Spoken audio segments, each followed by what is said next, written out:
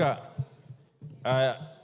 let me make the following comments concerning the Finance Bill 2024. But I want to pick from where the Honorable Robert Mbui left. You know, Honorable Speaker, we have been around for some time. As a matter of fact, this, I think, is my 12th year in this parliament. And even before that, I was living in Kenya.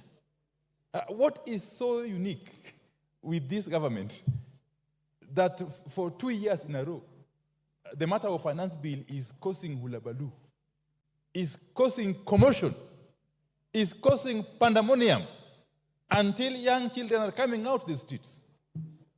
We have had finance bills since 1963. We have had them. We had them during Jomo Kenyatta time. We had them during President Moi's time. We had them during President Kibaki.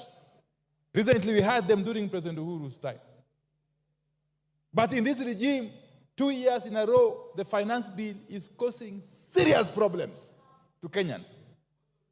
And is exposing the regime as totally insensitive to the plight of the people. Do you want information from Kamket? Certainly no, Honorable Speaker. How can Honorable Kamket inform me, Honorable Speaker? Really, no. So, Honorable Speaker, that is the question we must ask ourselves. And then it again raises the issue. Who advises this government? Who are the real advisors? In terms of economics, in terms of finance management, leave alone politics. Politics we can deal with later. But who advises this government? Because it seems to make mistake after mistake, mistake after mistake, mistake after mistake, Honorable Speaker. Following the outcry that happened after the 2023 finance bill was unveiled, I had imagined, I had thought that this government would be the wiser this time around. What we see is actually a worst case. As they say, the more things change, the more they remain the same. Honorable Speaker, I have read the bill in its entirety. I have similarly read the report of the committee chaired by my very good friend, Honorable Kimani Korea.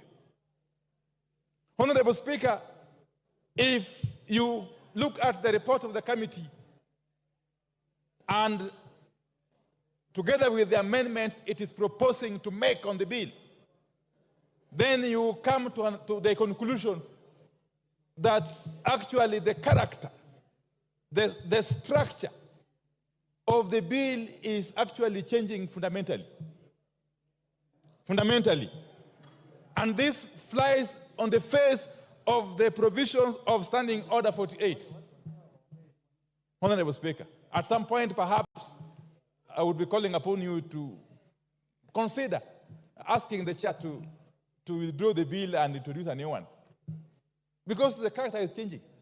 And why is the character changing, Honorable Speaker? Honorable Speaker, under Article 201 of the Constitution, specifically 201 sub-article A, on the matter of principles that govern or guide public finance management.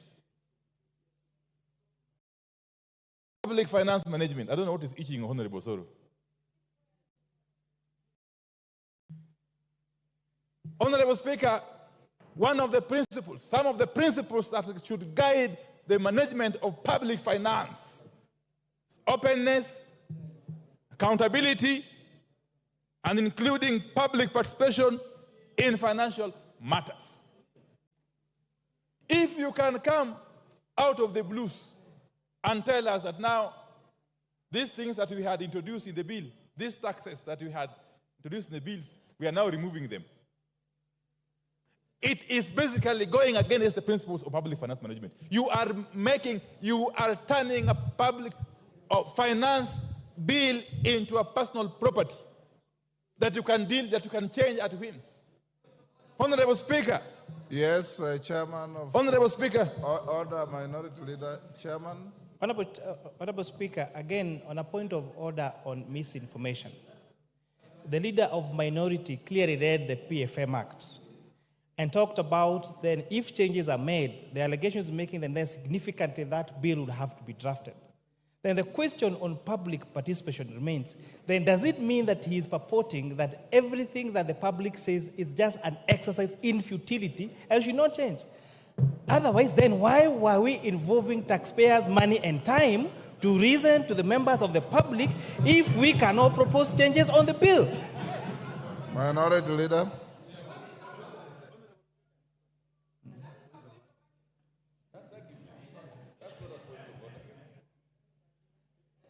Proceed.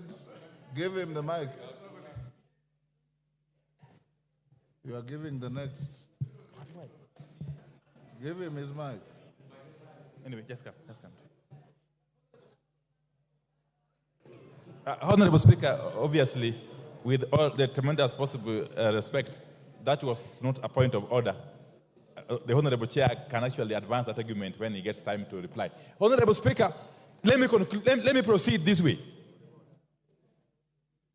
That Kenyans are already overtaxed. In fact, if you look at Kenya vis-a-vis the rest of the world, you would be forgiven to conclude that Kenyans are some of the most taxed human beings on earth. And therefore, any responsible government would be looking at ways to lessen the tax burden on Kenyans, not to increase it, Honorable Speaker, as this bill is attempting to do. Honorable Speaker, in spite of the recommendations in the report, which look very flowery, Honorable Speaker, we have always been reminded that the devil is in the details. I am aware, even though this is not part of the finance bill, that there are plans to increase the levy on roads maintenance. I know, of course, the amendment will come separately. Yes. The moment you increase the road maintenance levy by even a shilling, leave alone the 9 shillings being proposed, the ripple effect is enormous in all sectors of the economy. And the loser is the common Kenyan taxpayer. Honorable Speaker. And therefore, this is a case of taking with one hand, giving with one hand, and taking back with another hand. It's not helping the situation, Honorable Speaker. Honorable Speaker, this economy has become too hostile for foreign investors. Indeed, even for local investors. We have got documented cases of manufacturers who have shifted base from Kenya to our neighboring countries as a result of this unbearable tax burden that keeps shifting. Actually, you can never be sure because it is so unpredictable that no sensible investor can actually put their money in this country. To make matters worse, we are witnessing what could be compared to the state capture that happened during the President Jacob Zuma's regime in South Africa. Honorable Speaker, and I will explain shortly. Honorable Speaker. Honorable Speaker, if you take the case of the manufacturing sector, and specifically the steel and cement manufacturing sector, that sector is now under total control. Who is being assisted as we watch? Indeed, Parliament is complicit.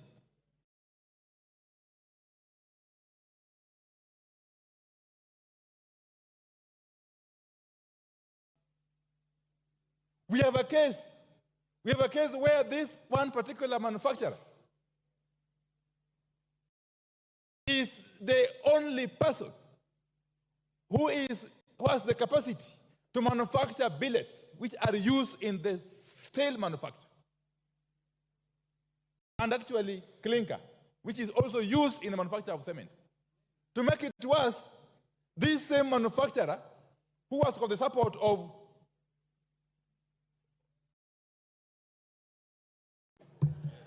Honorable Speaker. He is compelling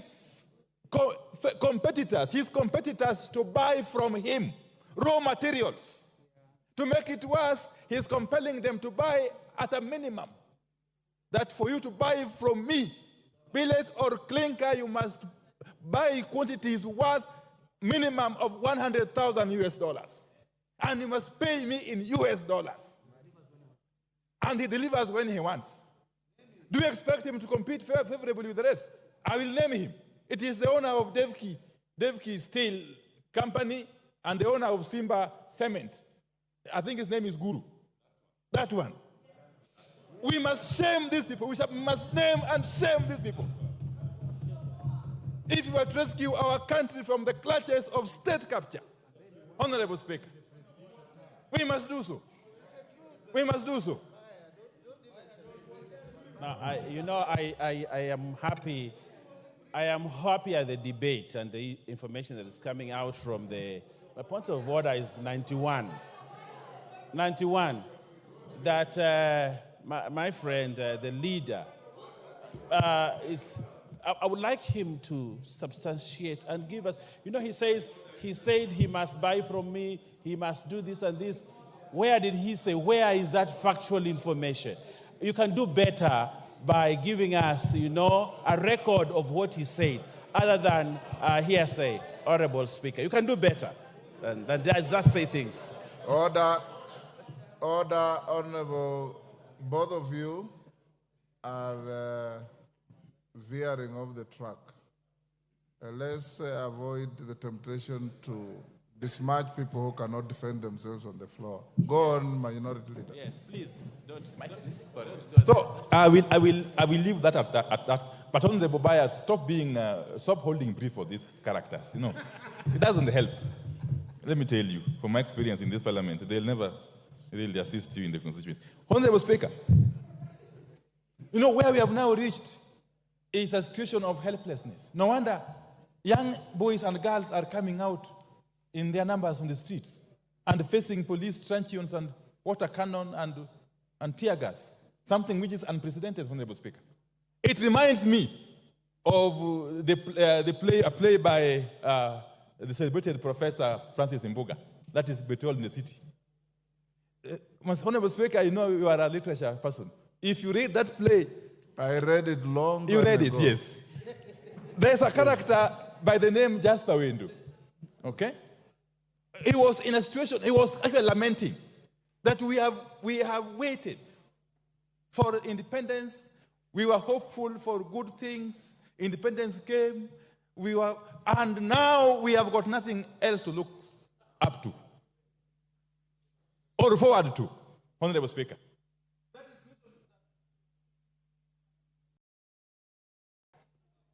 He has 15 minutes. Has he finished 15 That minutes? is the situation. Your time is up. Finish up in 1 minute. Children are finding themselves in this country. They have already lost hope. They are not seeing any hope in us as their leaders. And therefore, they have taken it upon themselves to come out to the streets to defend their rights, Honorable Speaker. And as they do so, those who are in charge of the instruments of the state, especially the Inspector General of Police, must be cautioned not to misuse those instruments to interfere with the enjoyment of constitutional rights by Kenyans who are free to picket, to demonstrate, to do sit-ins, and indeed to capture Parliament. Time up. Because Parliament seemingly has become rogue. Honorable Speaker, I oppose. Osoro. Thank you very much, Honorable Speaker. Honorable Speaker, listening to my colleagues from the other side, Honorable Speaker, one need not to be a rocket scientist to know that they are playing